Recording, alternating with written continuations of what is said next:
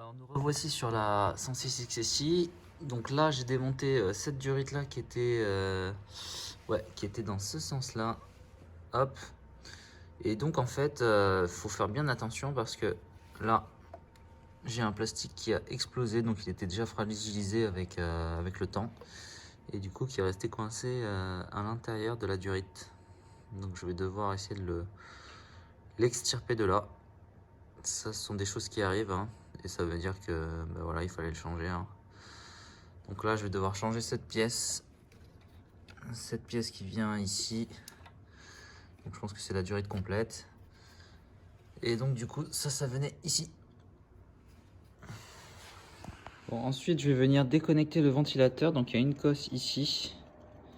Et ensuite, il faut dégrafer toute la partie qui tient la connectique au squelette du ventilateur. Donc et après on va pouvoir se dégager ça et avoir un peu plus d'accessibilité parce que ce truc là il est chiant en fait. Allez. Voilà, donc le ventilateur est déposé. Donc voilà la petite cosse qu'il y avait, elle est simple à enlever, hein, il faut juste tirer un peu dessus. Et du coup après on a des espèces de petites têtes comme ça où on appuie et derrière ça permet de libérer la connectique en fait, hein, de partout là. On peut pousser, voilà. Donc voilà la connectique du ventilateur. Donc elle était dans un mauvais état, un peu pété, donc ça il va falloir que je la refasse, je retrouve de la gaine comme ça. Et du coup je vais bien nettoyer tout ça pour pas qu'il y ait de court-circuit et que ça soit coupé. Et surtout le remettre bien propre quoi. Là c'est juste un peu d'huile, la gaine qui est défoncée, mais sinon tout fonctionne nickel. Voilà, donc ici maintenant, donc j'ai enlevé le phare avec les petites agrafes qui étaient ici. Donc j'ai une vidéo spéciale pour ça, pour si vous savez pas comment les démonter. Donc juste des petites agrafes à pousser avec un tournevis plat. Et donc maintenant je vais défaire toute la partie connectique à ce niveau là parce que le faisceau de fil passe sous le support moteur, donc il revient ici et du coup après il longe le moteur. Donc ça va nous empêcher de sortir le moteur correctement. Donc du coup vu qu'on nous on va le sortir par le haut, le faisceau de fil il faut pouvoir le débloquer dessous le support moteur et le rendre plus libre. Donc ça va passer par ces deux prises là enlevées. Et voilà, peut-être quelques agrafes pour pouvoir déconnecter le faisceau de ce côté là. Voilà, donc pour cette partie là c'est juste à dévisser, hein. Faut pouvoir débloquer. Moi j'ai mis du WD-40 et après on dévisse jusqu'à ce que ça s'enlève comme ça.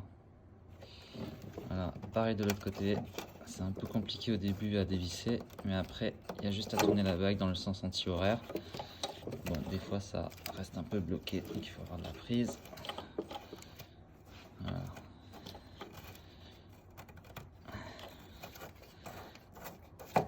Et voilà, ça c'est les deux prises. Donc ensuite on va défaire l'écrou contre écrou qui est ici pour libérer le câble d'embrayage.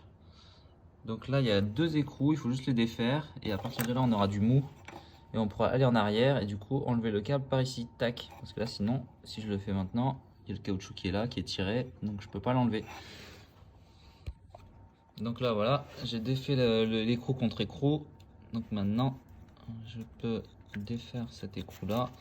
Après pour le réglage c'est quand même assez simple à faire, hein. Il faut juste que ça colle, que le plastique soit assez tendu. Voilà, donc là je suis bien en train de tourner, hein. Ouais, donc ça normalement ça permet de gagner un petit peu en marge de manœuvre. Et de sortir si on a fait assez de place. Bon là c'est pas encore le cas. Je vais faire encore un petit peu de place. Là on voit le câble qui dit pas en arrière. Voilà. Toujours pas. Allez, on refait de la place toujours. Hop. Là ça devrait sortir quand même.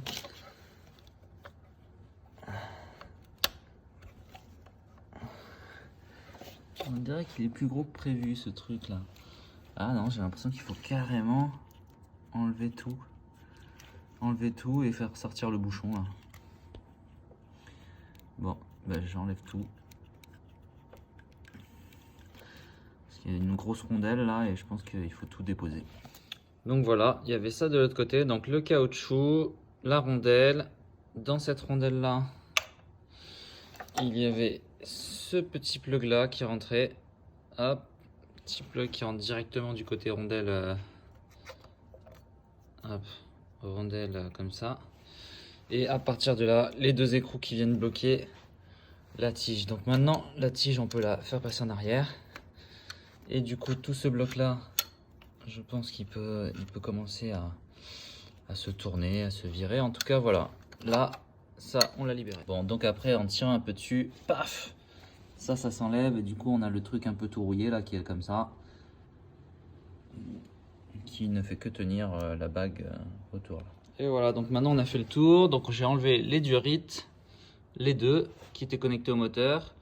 La durite qui permet d'aller sur le radiateur de refroidissement devant.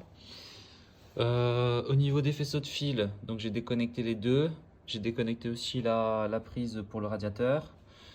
Donc normalement il n'y a plus grand chose qui doit tenir. Maintenant il faut aller au fur et à mesure. Ah oui, j'ai déconnecté aussi le ventilateur moteur. Et à partir de là on va commencer à pouvoir défaire les supports et regarder qu'est-ce qui gêne pour sortir le moteur. Voilà. Et pour ne rien perdre, bah, je remets tout en ordre, dans l'ordre de montage, hein, voilà, avec tous les petits trucs là, les petits plots et tout là, hop, voilà, tous les petits plots, comme ça au moins je galère pas pour le remontage.